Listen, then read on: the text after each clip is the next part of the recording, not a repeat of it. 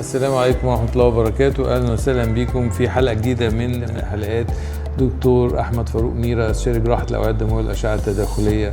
النهاردة احنا قلنا هنتكلم على العلاج الدوالي بالتدخل الجراحي أو الاندوليزم. في انديكيشن أو مؤشرات أو واجبات لازم توفرها عشان ساعتها يقدر نعمل التدخل الجراحي. أول حاجة إن الأوعية العميقة تكون سليمة أو الأوردة العميقة تكون سليمة. تاني حاجة لازم عشان احنا ده يبقى انديكيشن أو سبب لإجراء الجراحة إن يكون في ارتجاع في الصمامات والثواقب، يا اما الصمام الرئيسي اللي هو بين الاورده السطحيه والاورده العميقه اللي عند خن الرجل، وده بنعرفه لما دكتور الاشعه يقول ياخد نفس ويكتم محزق لتحت تلاقي الدم يعمل بيرجع عكس الاتجاه.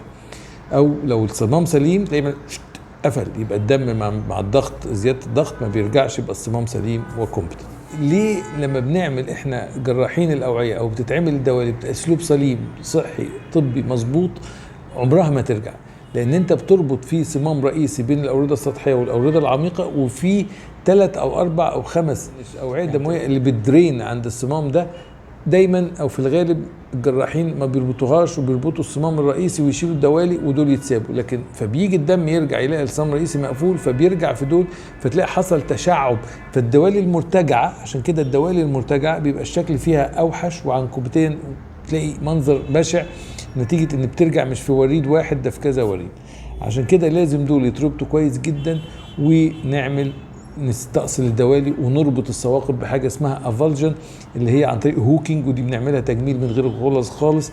هوكينج دي آلة اخترعها دكتور سويسري، وهو اصلا كان بتاع جلدية على فكرة مش كان بتاع دوالي، وابتدى الناس تتعمل ببنج موضعي او تتعمل اثناء العمليه بتاع الدوالي بحاجه اسمها هوكينج، شكه صغيره كده ونسحب الشعيرات الدمويه. ممكن نعمل عمليه الدوالي بالليزر، والليزر بيبقى مفيد اكتر في السيدات. انا ما بحبش اعمله بالليزر في الرجاله لان ما بيش محتاج، هو ده ميزته الليزر انك التعافي اسرع وتجميليا احسن، وده للسيدات انديكيشن اكتر، للرجاله ما هواش انديكيشن قوي، لكن بنعمله برضو ساعات للرجاله لما يكون ليهم رغبه يدلعوا نفسهم شويه وعايزين يعني ايه يتعافوا بسرعه نتيجه اسلوب عملهم او ظروف عملهم. في الليزر انت بتدخل من تحت وبتيجي 2 سم تحت السفن فيمرال او الصمام وتبتدي تعمل ابليجن او تفاير الليزر.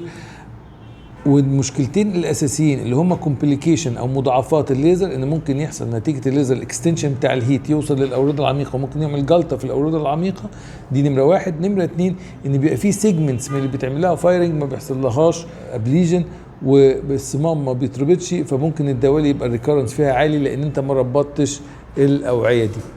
احنا بنعمل حاجه جديده اسمها موديفايد سيرجيكال وليزر، يعني بناخد مميزات الليزر مع مميزات الجراحه ونعمل لهم كومبينيشن بحيث تعمل العمليه بالليزر وبالجراحه مع بعض، بحيث تتلاشى المضاعفات بتاعه الليزر وتاخد الفوائد بتاع الليزر وفي نفس الوقت تاخد فوائد الجراحه. ان انا افتح فتح صغير خالص عند خن الرجل وده بيبقى تجميل، اربط فيه الشعيرات التريبيوترز اللي احنا قلنا عليها، واربط فيه الصمام واعمل ديسكونكشن ما بين الاورده السطحيه والاورده العميقه الصمام الرئيسي واربطه. يبقى انا كده تاكدت بنسبه 1000% ان الدوالي مش هترجع.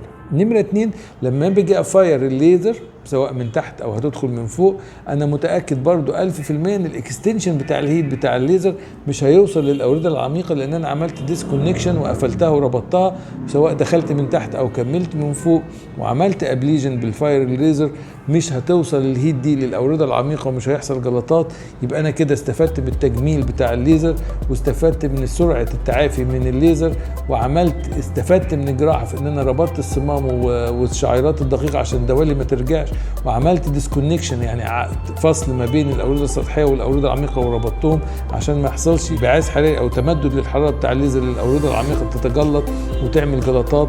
ودي اللي احنا بنقول عليها موديفايد او حاجه تجميعه او تركيبه ما بين الليزر والجراحه. دي نتائج احسن واعلى وبتاكد ان الدوالي ما بترجعش وتجميليا وسرعه تعافي. كل سنه وانتم طيبين ونلقاكم في حلقه قادمه ان شاء الله.